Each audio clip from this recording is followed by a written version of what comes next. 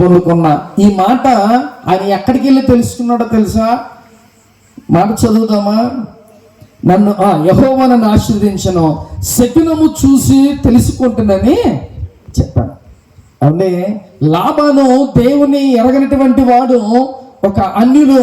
అయితే ఆ వ్యక్తి ఎక్కడికి వెళ్ళి తెలుసుకున్నంట, నేను ఎందుకు ఆశీర్వదించబడుతున్నా అని అనడానికి కారణం ఏంటయ్యానంటే, ఆయన ఒక శకునం దగ్గరికి వెళ్ళి, ఆ శకునం దగ్గరికి వెళ్తే, యాకోబు మీ ఇంటికాడ ఉండబట్టే నువ్వు ఆశీర్వాదం పొందుకుంటున్నావు అని చెప్తున్నాడు. ఈరోజు యాకోబు తన మామ ఇంటికి ఎందుకు వచ్చాడనంటే, ప్రియమైన బిడ్డలారా, యాకోబు తన యొక్క అన్నను మోసం చేసి ఆశీర్వాదాలన్నీ ఆయన కొట్టేసి ఏం చేశాడంట, ఇంటికాడ నుంచి తన అమ్మ చెప్పగానే ఎక్కడికి వెళ్ళాడంట, తన మేనమామైన లాబాను దగ్గరికి వెళ్ళాడు. అయితే చూడండి ప్రియమైన దేవుని బిడ్డలారా, ఇక్కడ మనం కొన్ని విషయాలు తెలుసుకోవాలి. లాబాను తన సొంత మేనమామ అయినప్పటికీ యాకోబు అక్కడికి వెళ్తే ఎలా చూసుకోవాలనండి? మన చుట్టాలను మనం ఎలా చూసుకుంటాం ఏమంటే? జాగ్రత్తగా మనం చూసుకుంటాం. ఇక్కడ లాబాను ఏం చేశాడంటే, యాకోబు రాగానే ఒక బుద్ధి పుట్టింది, చక్కగా వీడిని వాడుకొని చక్కగా వాడు అన్ని పనులు చేస్తాడు, ఎవరి కాలంలో ఉన్నాడో చక్కగా ఆశీర్వదించబడతాము అని ఒక ప్లాన్ వేసుకొని ఆయన్ని 7 సంవత్సరాలు కానీ నువ్వు ఒకవేళ కొలువుగా చేస్తే రాహేలు తన ప్రేమించిన తన కుమార్తెని ఇచ్చి చేస్తానని నమ్మబలికి ఎన్ని సంవత్సరాలంట? 7 సంవత్సరాల పాటు తన ఇంట్లోనే పెట్టుకున్నాడు. అయితే కష్టపడుతున్నాడు. 7 సంవత్సరాలు అయిన తర్వాత అది ఎంతకాలం అతనికి ఏమనిపించట్లా. ఆ 7 సంవత్సరాలు కూడా అదేదో ఒక 7 రోజుల్లాగా ఆయన గడిపేసినట్టుగా ఆ 7 సంవత్సరాలు ఆయన గడిపిన తర్వాత ఆయన వెళ్ళి తన మామ దగ్గరికి వెళ్ళి, మావా నీ పిల్లని నాకు ఇవ్వమని అడగగానే ఆయన ఏమంటారు తెలుసా? మరొక 7 సంవత్సరాలు నువ్వు నా దగ్గర పని చేస్తే అప్పుడు నేను పిల్లనిస్తాను. ఇక ఆయనకి వేరే దారి లేక ఆయన మళ్ళీ తన దగ్గర చేస్తాడు. ఇట్లాగా అయితే చూడండి, ఈయనే తన అన్నను మోసం చేశాడు. ఇప్పుడు ఈయన ఎవరు మోసం చేస్తున్నారంట? తన మానమో మోసం చేస్తున్నాడు. అయితే వాటి జ్ఞాపకం చేసుకోండి, మోసం చేశాడే కానీ వచ్చిన తర్వాత దేవుణ్ణి తెలుసుకొని చక్కగా దేవునిలో ఎప్పుడు ప్రార్థన చేస్తా, దేవునికి అతనికి ఒక కనెక్షన్ కలిగి ఆయన ఉన్నాడు. అందుకనే ఇక్కడ మంచి మాట మనం విన్నాం. లాబాను ఇంట్లో అతను ఉండబట్టి అతను ఏమవుతున్నాడంట? ఆశీర్వాదించబడుతున్నాడు. ప్రియమైన దేవుని బిడ్డ, ఈరోజు నువ్వు కూడా ఎక్కడ ఉంటే అక్కడ ఒక ఆశీర్వాదకరమైన బిడ్డగా నువ్వు ఉండాలి. చాలా మంది పెద్దలు అంటారు, గొడ్డొచ్చి వేళ బిడ్డొచ్చి వేళ అని అంటూ ఉంటారు. ప్రియమైన దేవుని బిడ్డ, నువ్వు కూడా యాకోబులాగా ఒక ఆశీర్వాదకరమైన బిడ్డగా నువ్వు ఉండాలి. నువ్వు కూడా ఎక్కడ ఉంటే, నువ్వు మీ ఇంట్లో ఉన్నా లేకపోతే మీ అత్తగారి ఇంట్లో ఉన్నా లేకపోతే ఎక్కడ ఉన్నా కూడా నువ్వు ఒక ఆశీర్వాదకరమైన బిడ్డగా నువ్వు ఉండాలి. ప్రియమైన దేవుని బిడ్డలారా, హల్లెలూయా.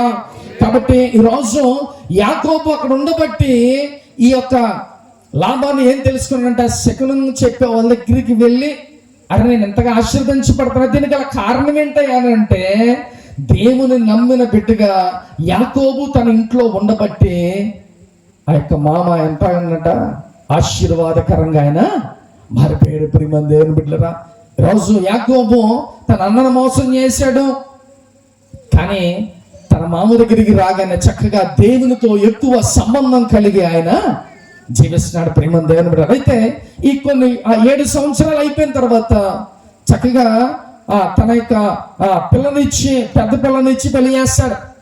తన ప్రేమించిందేమో చిన్నపిల్లనే, కానీ పెద్ద పిల్ల అవ్వకోకుండా చిన్నపిల్లని పెళ్లి చేయటం మాకు తగదయ్యా అనేసి తన పెద్ద పిల్లనిచ్చి చేస్తాడు. తర్వాత 7 సంవత్సరాలు అయిన తర్వాత రాహేలు చేసుకుంది కానీ అని చెప్పంటే ఆ 7 సంవత్సరాలు కూడా ఆయన బానిసగా అక్కడ పనిచేస్తాడు. అయితే ఈయన ఆలోచన చేస్తే, అరే నేను ఎంతగా చాకిరీ చేస్తున్నా, రేపు నా భార్యకి లేకపోతే నా పిల్లలకి ఏంటి, నేనేం సంపాదించా అనే విషయాలు. అంటే ఆ రోజుల్లో ఇప్పుడంటే మనం బిల్డింగ్లు లేకపోతే స్థలాలు పొలాలు ఇవి కొనుక్కుంటున్నాం, కానీ ఆ రోజుల్లో ఎక్కువ గొర్రెలు, ఎక్కువ మేకలు, ఎక్కువ ఆవులు ఉంటే వాళ్ళే కోటీశ్వరులు లెక్క.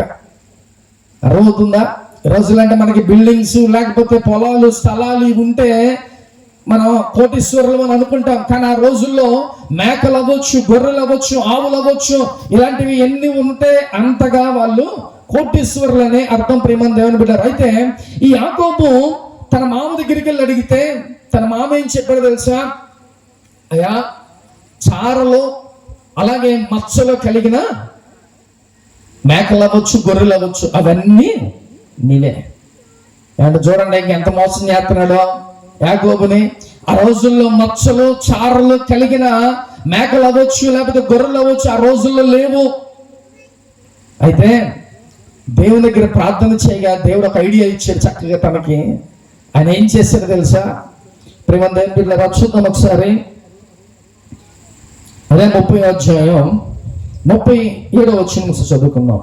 యాకోబు చీనారు, జంగి, సాలు అను చెట్ల చువ్వలను తీసుకొని ఆ చువ్వలలో తెల్ల చారలు కనబడినట్లు అక్కడక్కడ వాటి తొక్కలు ఒలిచి మందలు నీళ్ల త్రాగ వచ్చినప్పుడు అవి చూలు కట్టుటకు అతడు తాను ఒలిచిన చువ్వలను మందలు త్రాగుటకు వచ్చు కాలువలోను నీళ్లలో గాని వాటి ఎదుట పెట్టగా మందలు ఆ చువ్వలు ఎదుట చూలు కట్టి చారలైనను పొడలైనను మచ్చలైనను గల పిల్లలను ఈనెను. చాలు, హల్లెలూయా.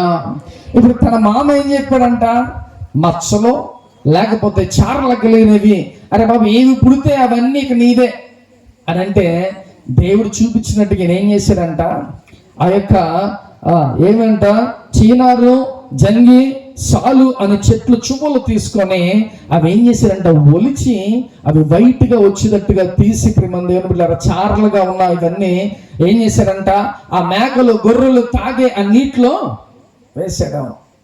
అలాగే అవి చూసేలాగా ఏవైతే కనటానికి సిద్ధంగా ఉన్నాయో వాటి కోసం అవి ప్రిపేర్ చేశారు. ఇప్పుడు ఆడపిల్లలు గర్భంతో ఉన్నప్పుడు ఏం చేస్తారంట? తన భర్తని ఎక్కువ అంటే ఇలాగే పుట్టాలి, ఎవరి ఇష్టమైతే నాకు ఇలాగే పుట్టాలి, ఇలాగే ఉండాలి అని చెప్పి ఆడపిల్లలు ఈరోజు మనం అట్లాగా మనం అనుకుంటా ఉంటాం ప్రియమైన దేవుని బిడ్డలారా. కాబట్టి ఆ రోజుల్లో కూడా ఏం చేశారంట? యాకోబు చారలు గల అన్ని పుట్టాలి, మచ్చలు అన్ని పుట్టాలని చెప్పి వాటికి అలాగా నీళ్ళల్లో అవ్వచ్చు, అవి తాగేటప్పుడు అల్లా, అవి మంచి నీళ్ళు తాగేటప్పుడు అల్లా అవి చూస్తూనే ఉంటాయి. అలాగే వాటి ఎదుట ఎక్కడైతే ఉంటాయో దాని ఎదుటుగా అవన్నీ చారలుగా వాటన్నిటిని బ్రేక్ చేసి అవన్నీ అలాగే వాటి ఎదుటుగా పెట్టినాయి అంట. అలా పెట్టగానే ఇక పుట్టేవన్నీ కూడా ఎలా పుడుతున్నాయి అంట? చారలు, మచ్చలు ఇవే పుడుతున్నాయి. అయితే లాభాలు ముందే ప్రామిస్ చేశాడు, అరే చారలు కానీ మచ్చలు ఏమైతే ఉంటాయో అవన్నీ ఇక నీవే గొర్రెలు అన్నాడు. ఇప్పుడు లాభాలు కన్నా ఆ పుట్టిన గొర్రెలు ఈయన సంతానం ఎక్కువైపోయింది, అంటే ఈయన ఆస్తి ఎక్కువైపోయింది ప్రియమైన దేవుని బిడ్డలారా. కాబట్టి ఈరోజు ప్రియమైన దేవుని బిడ్డ, యాకోబు తన అన్నను మోసం చేశాడు, తన తండ్రి దగ్గర నుంచి ఆశీర్వాదాలు పొందుకున్నాడు, అలాగే వెళ్ళి తన మామ దగ్గర ఉన్నాడు. కానీ తన మామ దగ్గర ఉన్నప్పుడు తన పశ్చాత్తాపముతో దేవునితో ప్రతిరోజు ఆయన సంబంధం కలిగి ప్రతిరోజు ఆయన ప్రార్థన చేసుకుంటూ, అంటే తన మామ చేసినదంతా కూడా దేవుడు చూశాడు ప్రేమ దేవుని బిడ్డలారా. అందుకనే దేవుడు ఏం చేశాడంట? అతన్ని ఆశీర్వదించడం మొదలు. అప్పుడు దాకా లేనివి దేవుడు పుట్టించాడు. ఈరోజు నీ జీవితంలో కూడా ఇది జరగదు అని అంటే దేవుడు కంపల్సరిగా నీ జీవితంలో అది జరిగిస్తాడు. ఇది నా వల్ల అవ్వదు, అసలు ఈ కార్యం జరగదు అని అనుకుంటున్నావేమో ప్రియమైన దేవుని బిడ్డ, దేవుడు కంపల్సరిగా జరగని వాటివే దేవుడు చేయటానికి స్పెషల్ ప్రియమైన దేవుని బిడ్డ. జరిగేది చేస్తే ఏముంటుంది? మన దేవుని గొప్పతనం. ఇది అసలు జరగదు, ఇది ఎవరి వల్ల అవ్వదు అని అంటేనే దేవుడు ఆ కార్యాలు మన జీవితంలో చేస్తాడు ప్రేమ దేవుని మీద. కాబట్టి యాకోబు దేవునితో ఎక్కువ సంబంధం కలిగి ఉండబట్టి దేవుడు అతన్ని చేసే మోసం చూశాడంట. దేవుడు చూద్దాం ఒకసారి 31వ అధ్యాయం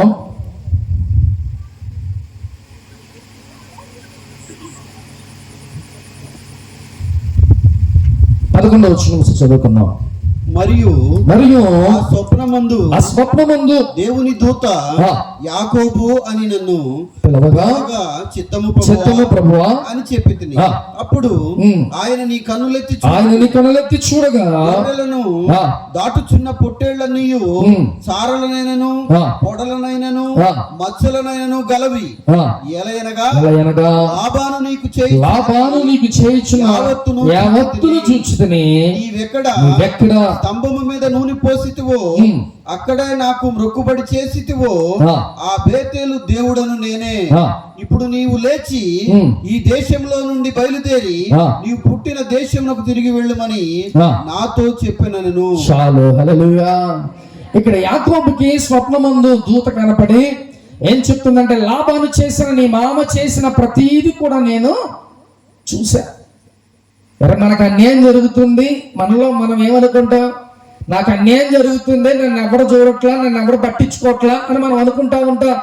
కానీ చూసేవాడు ఒకడు ఉన్నాడు, ఆయన మన పక్షాన మేలుని చేస్తాడు. ప్రియమంది, ఎవరు చూడట్లా, ఎవరు మనల్ని పట్టించుకోవట్లా, లేకపోతే ఈ కార్యం జరగదేమో, ఎవరికి చెప్పినా ఎవరి దగ్గరికి వెళ్ళినా ఇది అవ్వదు అని అనుకుంటున్నావేమో. ప్రియమంది దేవుని బిడ్డలారా, నువ్వు పడే బాధ, లేకపోతే నువ్వు పడే శ్రమ, లేకపోతే నీ జరిగిన మోసం, ఇవన్నీ కూడా దేవుడు చూస్తున్నాడు. ఎందుకంటే మనం చేసే ప్రతీది కూడా దేవుడు చూసే దేవుడు. ప్రియమంది దేవుని బిడ్డలారా, కాబట్టి ఆయన మోసగించబడుతుందంతా కూడా దేవుడు చూస్తున్నాడు. కాబట్టి ఈరోజు నువ్వు ఎంతగా బాధపడుతున్నావో, దేని గురించి నువ్వు కృంగిపోతున్నావో, ప్రియమంది దేవుని బిడ్డ, ప్రతి దానికి దేవుడు చూస్తున్నాడు. నువ్వు నన్ను చూడట్లా ప్రభువా, నేను ఎంత ప్రార్థన చేసినా, లేకపోతే ఎంత ప్రయాసపడినా, నీ దగ్గర ఎంత గోజాడుకున్నా నా ప్రార్థన ఆలకించట్లేదేంటి, నన్ను చూడట్లేదేంటి అని నువ్వు అనుకుంటున్నావేమో. ఇక్కడ యాకోబుని దేవుడు చూసిన దేవుడు నిన్ను నన్ను కూడా దేవుడు చూస్తాడు. చూసే దేవుడు. ప్రియమంది దేవుని బిడ్డ, నువ్వు పడుతున్న శ్రమలన్నీ ఆయన తెలుసు. నువ్వు రహస్యం కారుస్తున్న కన్నీటంతటి దేవుడు చూస్తున్నాడు. ఎందుకంటే నీ కన్నీటంతటిని దేవుడు ఒక బుడ్డిలో దాచేశాడు. అంటే ఇది విలువ లేని కన్నీరు కాదు, మనం కార్చే ప్రతి కన్నీరు కూడా ఆయన బుడ్డిలో దాచి ఉంచుతాడు. ప్రియమంది దేవుని బిడ్డలారా, ఈరోజు యాకోబు పడే మోసం, ఆయన పడే శ్రమ, ఆయన పడే బాధ అంతా కూడా దేవుడు చూస్తున్నాడంట.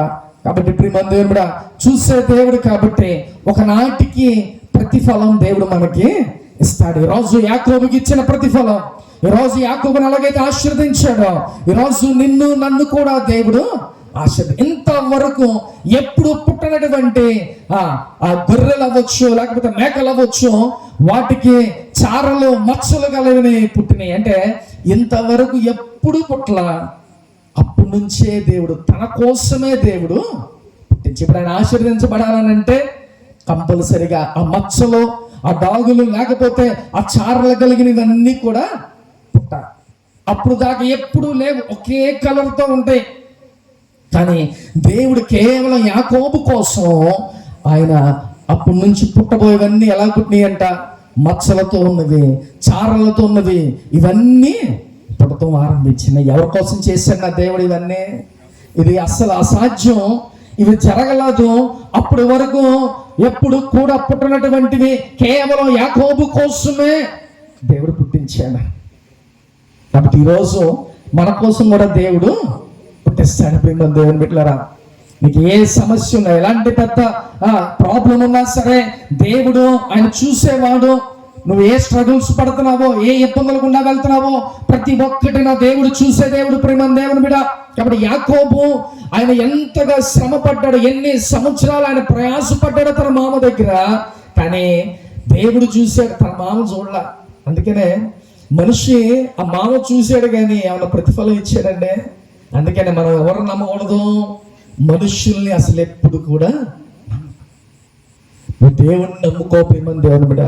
మనుషుల్ని నమ్ముకుంటే, ఇప్పుడు యాకోబును మోసం చేసినట్టుగా ఆ లాబాను యాకోబును మోసం చేసినట్టుగా మనం కూడా మనుషుల దగ్గరికి వెళ్ళామా, మనుషులు మోసం చేస్తారు. అందుకే దేవుడు ఏమంటున్నాడు, మనుషులు నమ్ముట కంటే యెహోవాను ఆశ్రయించండి, మనుషులను నమ్మమాకండి, నా దగ్గరికి రండి అని దేవుడు చెప్తున్నాడు. ప్రియమైన దేవుని బిడ్డ, ఈరోజు నువ్వు మనుషుల దగ్గరికి వెళ్తున్నావో సహాయం కోసం, ఈరోజు నీ యొక్క బంధువుల దగ్గరికి వెళ్తున్నావేమో, లేకపోతే ఈరోజు నీ స్నేహితుల దగ్గరికి వెళ్తున్నావేమో. ప్రియమైన దేవుని బిడ్డలారా, వాళ్ళందరూ కూడా చేస్తాననే చెప్తారు, కానీ ఆఖరికి చేయకోకుండా ఉంటారు. కానీ నా దేవునికి వస్తే ఆయన మోసం చేసేవాడు కాదు.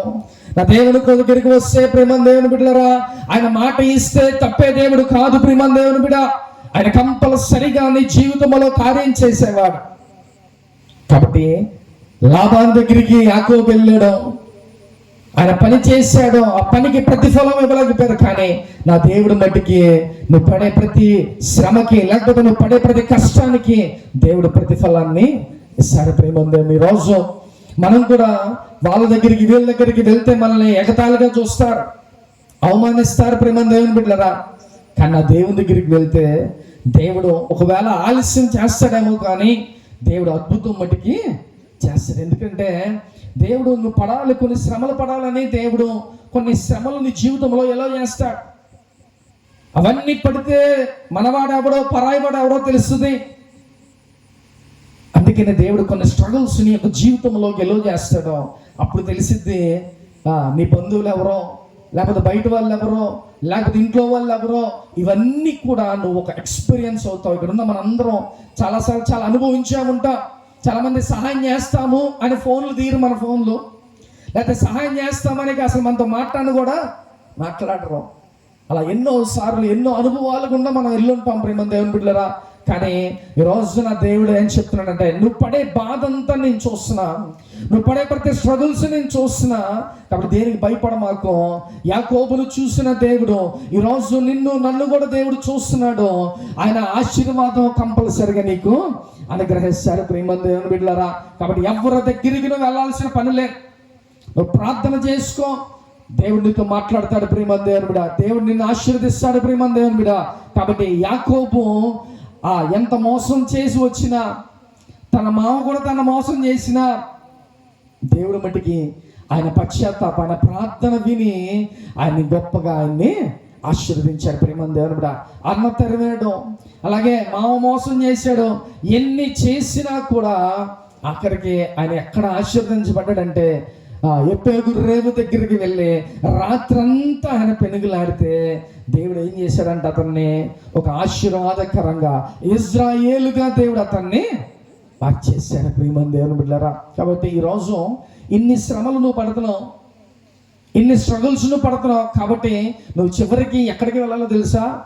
ఎప్పేగు రేవు దగ్గరికి నువ్వు వెళ్ళాలి. అలా వెళ్తేనే నీకు ఆశీర్వాదం, అలా వెళ్తేనే నీకు విడుదల. ఇప్పుడు యాకోబు ఎక్కడి నుంచి వెళ్ళాడంట?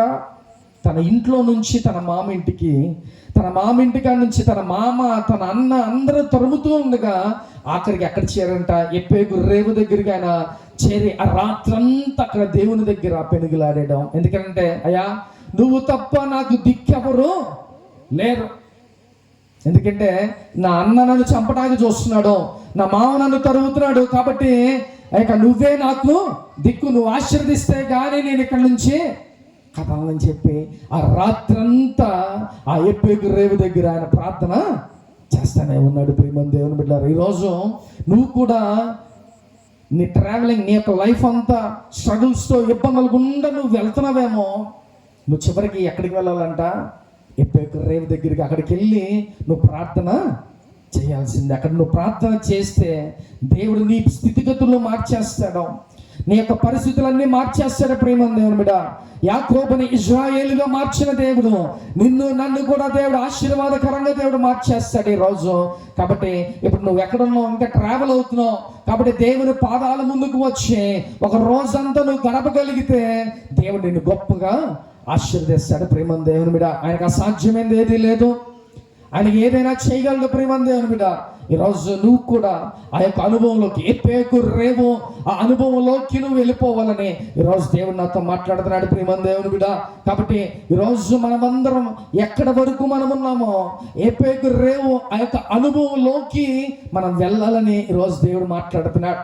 కాబట్టి అది కొద్ది కాలంలోనే నువ్వు ఎంత త్వరగా ఆ అనుభవంలోకి వెళ్ళిపోతావో ఆ అనుభవం నిన్ను, నీ పేరుని, నీ స్థితిగతులన్నిటినీ దేవుడు మార్చేస్తాడు ప్రేమ దేవుని బిడ్డ. హల్లెలూయా. కాబట్టి ఈరోజు యొప్పేకు రేవు ఆ యొక్క అనుభవంలోకి మనం వెళ్ళాలని దేవుడు మనతో మాట్లాడుతున్నాడు. ప్రేమ దేవుడు ఎంతమంది తరిమినా కూడా ఆయన భయపడకోకుండా చక్కగా దేవుని దగ్గరికి ఆయన పాదాల సన్నిధిలోకి వెళ్ళి ఆయన ప్రార్థన చేయగా దేవుడు ఆయన స్థితిగతుల్ని మార్చేశారు. ఈరోజు నీకు స్ట్రగుల్స్ వస్తున్నాయేమో, నీకేమైనా బాధలు సమస్యలు వస్తున్నాయేమో, లేకపోతే ఇప్పుడు నువ్వు అలా ఆ స్థితిలో నుంచి నువ్వు వెళ్తున్నావేమో, సరే జ్ఞాపకం చేసుకో. నువ్వు ఎప్పేకు రేవు ఆ అనుభవంలోకి నువ్వు వెళ్ళాలంటే అక్కడికి దేవుని పాదాల దగ్గరికి నువ్వు వెళ్ళిపోగలిగితే చక్కగా దేవుడు నీ స్థితిగతుల్ని మార్చేస్తాడు. అప్పుడు దాకా యాకోబు ఆయన స్థితిగతులు ఎలా ఉన్నాయో, కానీ దేవుని దగ్గరికి రాగానే తన పేరుని ఇజ్రాయేలుగా మార్చేశాడు. అది నువ్వు ఆశీర్దిస్తే కానీ నేను ఇక్కడ నుంచి వెళ్ళాలన్నాడు. మన ప్రార్థన ఎలా ఉంటుందండి? మీకు ఆత్రం మాకు స్తోత్రం అనేసి మనం ఇది కాదండి. ఇప్పుడు మన దేవుని బిడ్డలారా, యాకోబు యొప్పేకు రేవు దగ్గర ఎలాగైతే పెనుగులాడాడో అలా నువ్వు కూడా ప్రభు నా జీవితంలో కార్యం చేస్తేనే నేను ఇక్కడ నుంచి లగనయ్యా అనే పట్టుదల గల ప్రార్థన నువ్వు చేయాలి. అలా ప్రార్థన ఆ అనుభవంలోకి మనం వెళ్ళిపోతే దేవుడు మన జీవితంలో గొప్ప అద్భుతాలు చేస్తాడు. ఇప్పటి వరకు మనల్ని ఎవరైతే అవమానించారో నిందలో ఎన్ని వచ్చినాయో వాటన్నిటి దేవుడు ఒక ఆశీర్వాదకరంగా దేవుడు నిన్ను నిలబెడతాడు. ప్రేమ దేవుని బిడ్డలారా, కాబట్టి దేవుని దగ్గర పెనుగులాడు. ఎన్ని అవమానాలు, నిందలు, లేకపోతే ఎన్ని నష్టాలు కానీ ఏమైనా సరే రాని నీ జీవితంలో దేవుడు అద్భుత కార్యాలు దేవుడు చేస్తాడు. నీ స్థితిగతులు మారాలనంటే నువ్వు దేవుని దగ్గరికి రా. అలా వస్తేనే దేవుడు నా జీవితంలో కార్యం చేస్తాడు. ప్రేమ దేవుని బిడ్డలారా, కాబట్టి ఈరోజు యాకోబు ఆయన మోసం చేసి వెళ్ళిన తన మామ దగ్గర ఉన్న ఆయన దేవునితో సంబంధం, అప్పుడే ఆయన యొక్క దేవునికి ఎక్కువ సంబంధం కలిగి ఉన్నాడు. అలాగలాగా దేవుని దగ్గరికి యొప్పేకు రేవు ఆ యొక్క అనుభవంలోకి ఆయన వెళ్ళిపోయాడు. ఈరోజు నీ అనుభవం ఎక్కడ దాకా ఉంది? యొప్పేకు రేవు అనుభవంలోకి మనం వెళ్ళగలిగితే దేవుడు ఒక రోజు చాలు మన స్థితిగతులు మార్చేటానికి. ప్రేమ దేవుని బిడ్డ, ఈరోజు నువ్వు కూడా యాకోబులాగా దేవునితో పెనుగులాడడం నువ్వు నేర్చుకో. దేవుడు నీ జీవితంలో గొప్ప కార్యాలు చేస్తాడు. ప్రేమ దేవుని బిడ్డలారా, హల్లెలూయా. ఆత్మ చెబుచున్న మాట చెవిడ వినుగాక. ఆమె అందరూ మోకరించి